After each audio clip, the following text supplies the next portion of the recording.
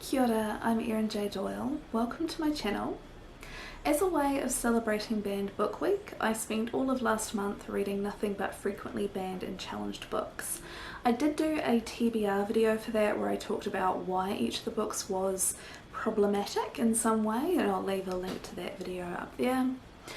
This video is going to be my wrap up for that month of reading. If this isn't something that you're particularly interested in and you're about to run away, you may want to consider coming back next week. That's when I'll be making my announcement for NaNoWriMo, and I do have a crazy idea. I haven't committed yet because it's a crazy idea, but I do have an idea. And I'm hoping that by putting it into this video, I'll force myself to commit. But without further ado, last month I read The Perks of Being a Wallflower. This has been challenged because of its content being perceived as inappropriate for the age group, and that content has things like mentions of suicide, masturbation, sexual content, drugs and alcohol, and I'm sure there's some other stuff in there that I can't think of just right now. I agree that that content is there, but I don't think that it's handled in a way that I would consider graphic or inappropriate for the age group. I think teenagers can read about stuff that's not necessarily all positive without it being inappropriate. Like I said, it's not graphically done, and I think unless certain content is actually going to be triggering for a person, then generally most people would be perfectly fine in reading this. There is one line in here, and I do mean one line, where I was like, nope, that's unacceptable.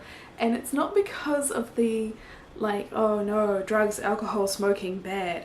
It was actually the advice that the main character's father gives him regarding dating. I didn't think to bookmark it at the time because I was on public transport. I didn't have anything to mark it with. But the dad says something to the effect of, if a girl says no, she means no, and if she says no but means yes, then, you know, you don't need a girl like that in your life, she's just trouble, get away from her. And I read that and I was like, that's a bit 90s, because I think realistically it's not if she says no but she means yes, it's if she says no, you back the fuck off. There's no if she means yes.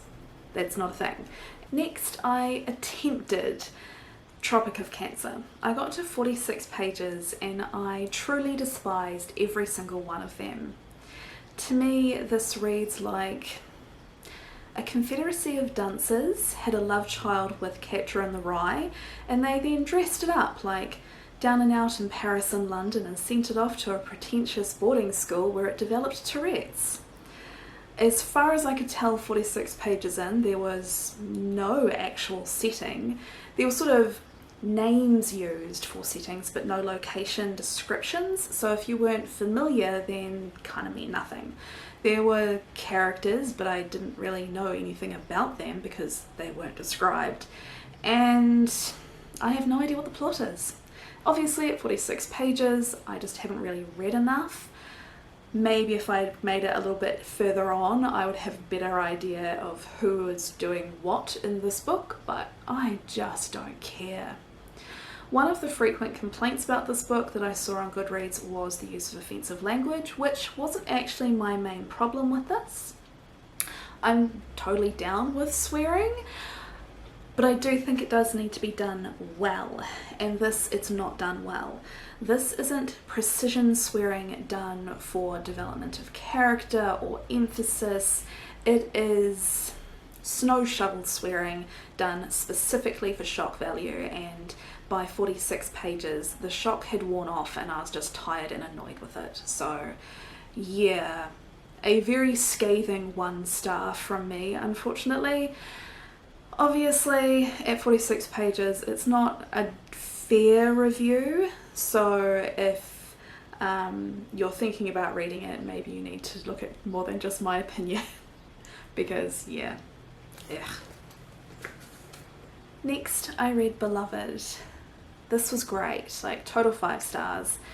This has a lot of sexual content and violence, which is what it's been challenged for, but I think the way that the violence is dealt with makes it a little bit distant. So instead of it being super immediate, it's happening to the character, lots of description, you're kind of shaking while you're reading it, it's the character just sort of commenting to someone or remembering on their own about something that happened to them in the past. And the way that it's kind of distant for the character means that it's a little bit more distance for you as well, and a lot of the things that happen are mentioned but aren't described in super close detail, so you don't really experience the violence. So even though I definitely had a couple of like, oh god, moments while I was reading it and I thought it was really effective,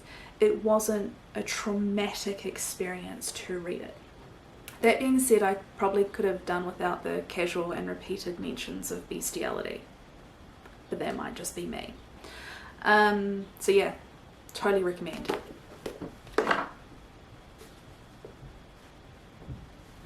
Next, I read Frankenstein. This was banned for containing obscene material, but I couldn't find any, so maybe I just have a really high tolerance for it at this point, but I thought it was pretty good.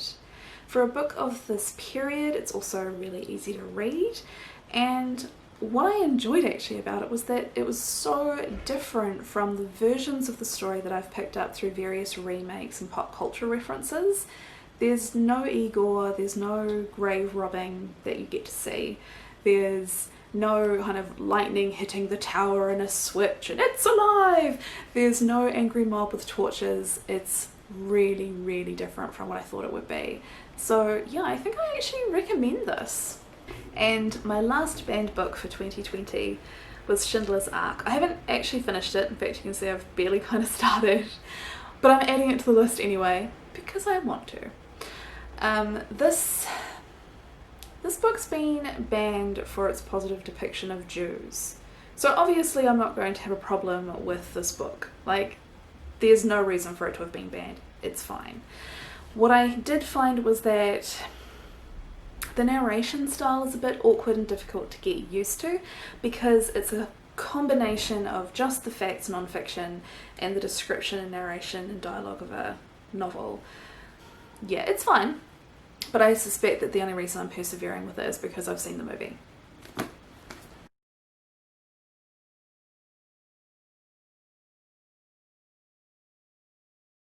So those are the books that I read as part of my 2020 banned book reading TBR thing. That was a bit of a mouthful. I'll have to come up with a shorter way of saying that next year, assuming we're all still alive.